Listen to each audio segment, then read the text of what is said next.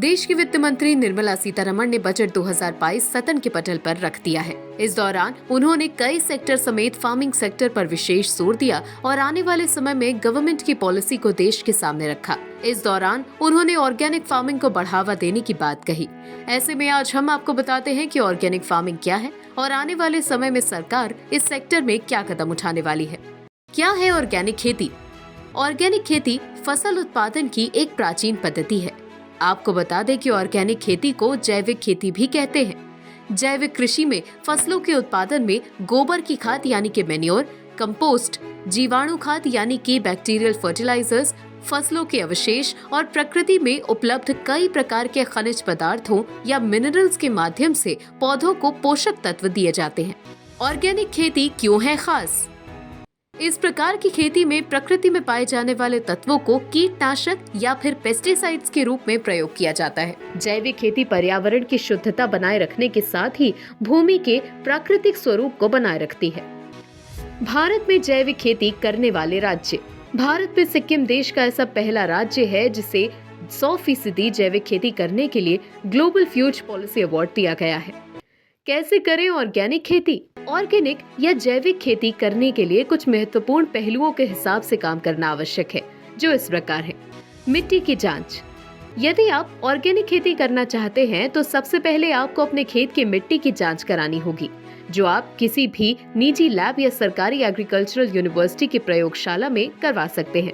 इससे कृषक को खेती की मिट्टी से संबंधित ये पता चलता है कि मिट्टी में किस तत्व की कमी है। जैविक खाद बनाना।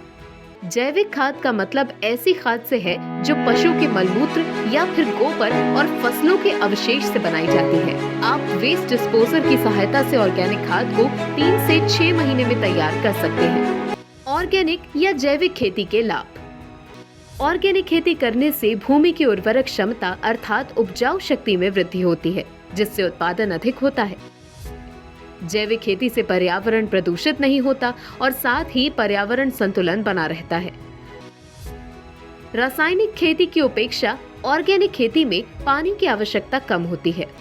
ऑर्गेनिक खेती में फसलों के उत्पादन में कृषक को लागत कम लगनी पड़ती है और लाभ अधिक होता है। ऑर्गेनिक खेती से उत्पन्न अनाज का सेवन करने से व्यक्ति को किसी प्रकार की बीमारी से ग्रसित होने का खतरा नहीं होता। पारंपरिक खेती की अपेक्षा जैविक खेती में पैदावार कम होती है, परंतु आय अधिक होती है, क्योंकि मार्केट में जैविक खेती से उत्पादक अनाज की मांग अधिक है। ऑर्गेनिक खेती से कृषि के सहायक जीव सुरक्षित रहने के साथ ही उनकी संख्या बढ़ोतरी होती है। वित्त मंत्री निर्मला सीतारमण ने बजट पेश करते हुए किसानों के लिए कई अहम घोषणाएं की। उन्होंने ऑर्गेनिक फार्मिंग और केमिकल फ्री फार्मिंग को बढ़ावा देने की बात कही। साथ ही किसानों के खेत के असेसमेंट के साथ साथ न्यूट्रिएंट और कीटनाशक के छिड़काव के लिए ड्रोन तकनीक का इस्तेमाल करने की भी बात की गई है। उन्होंने कहा कि आने वाले दिनों में केमिकल फ्री नेचुरल फार्मिंग को प्रमोट किया जाएगा। साथ ही पहले चरण में गंगा किनारे के किसानों की जमीन 5 किलोमीटर के कॉरिडोर को चुना जाएगा।